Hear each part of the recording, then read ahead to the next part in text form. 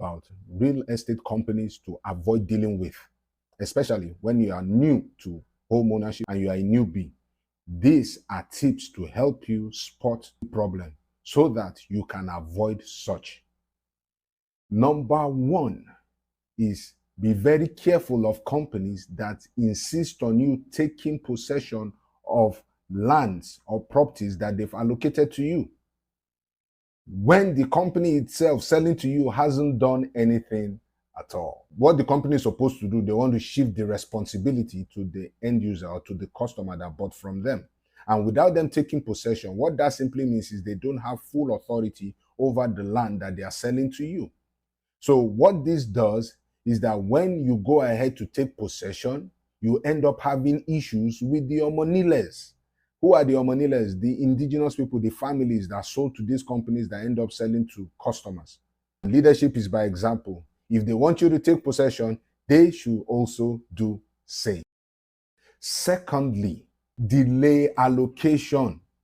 You've paid, whether through installments, whether through whatever means, whether you bought outrightly, you paid after 3 months, you completed payment after 6 months, or even after 1 year. Now it's time for the company to perform her obligation or its obligation by allotting, for those who buy lands, and for those who buy properties, the property to you, to give you allocation. And then it's one story after the other. It's now that the rains are falling. It's now that the roads aren't good. It's now that there's an issue with this and that, this and that. See, there is a standard procedure to allocations. Usually, allocations take between 60 to 90 days after the completion of payment. Now, for those who are already in it, I think it's about time for you to reach out to those companies, to visit their offices and begin to find out what's going on. But for those who are hearing from others, be very careful. Before you even go ahead and start to patronize these companies, you need to ask questions. You need to ask questions. You need to probe them. What is your allocation date? How many people have bought from you that you allotted within 60 days for? You need to get those things right before you part with your money. Else it will be the case that you bought the land and 2 years after, you are still looking for that land. Number 3, companies that give unrealistically long payment plans. They tell you to spread payment for 2 years, 3 years. See, in Nigeria today, at least I'm speaking from my own experience, from things I've seen. I've been in this industry a while now, so I know some things. Any payment plan that exceeds 18 months is a payment plan that is setting you up for failure. Yes, you. It is a ploy to get your money from you. Why am I saying that? Inflation is a killer. Everyday prices, things appreciate, things are going up. So somebody giving you 2 years, don't expect that you will be paying that same 500,000 in bits for over 2 years. Along the way, the prices will change. There will be adjustment for inflation and things like that. And what you thought you were paying as small installments will end up having to increase. You need to prepare for that. And so I say, at most, you get 18 months payment plan, you are good. But anything after that, be very careful. Sometimes it's just a ploy because they know 2 years is a long time. And you will, along the way, there is a tendency of you defaulting. And when you default, for you to continue, there will be a default charge. Then they will charge you, and things like that. So it's all a scheme. So be very careful of unrealistic. Now, I didn't say all payment plans are bad. Neither did I say long payment plans are bad. But I said unrealistically, payment plans of 4 years, 5 years. Just be very careful. Once you are seeing very long payment plans, just understand that it's a scheme of a company trying to get your funds to use for something entirely different. Okay? Number 4, be very careful of real estate companies that do not have representation on site. But any company that you go to and there is no representative on site, they don't have a staff, they don't have anything, be careful of such companies. I'm telling you this from experience. I'm not just talking about a local in the vicinity of the estate. I'm talking about someone under the payroll. You can track him to the company. That is what has to be on site. Because when you go to site, who would you say is showing you the land? How do you know the person even walking you around is really bona fide and not just somebody trying to scam you? How do you know that you are safe?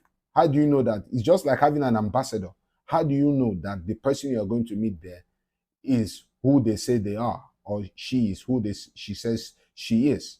The only way is for the company to have a representative protecting its interest on site.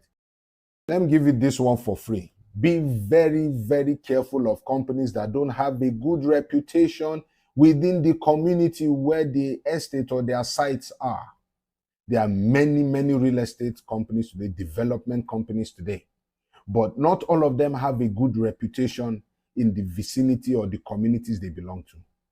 So you need to do your due diligence because, of course, for you to buy a property, you must have seen it first. So the day you go to the site or go to that community or go to that area, that neighborhood, whatever you want to call it, ask around and get feedbacks from people to even know if the company you're about to go into business with has a good reputation, because this is what usually happens. For those companies that have very bad reputation in the community or the neighborhoods, the neighborhood itself tries to frustrate them. In turn, it begins to frustrate the customers.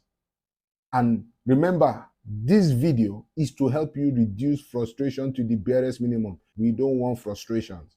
Hashtag. Take your findings, ask around, try as much as possible to know the reputation of the company you are dealing with in the community where the estate or the site is located. Finally, the very popular no omonile wahala clause.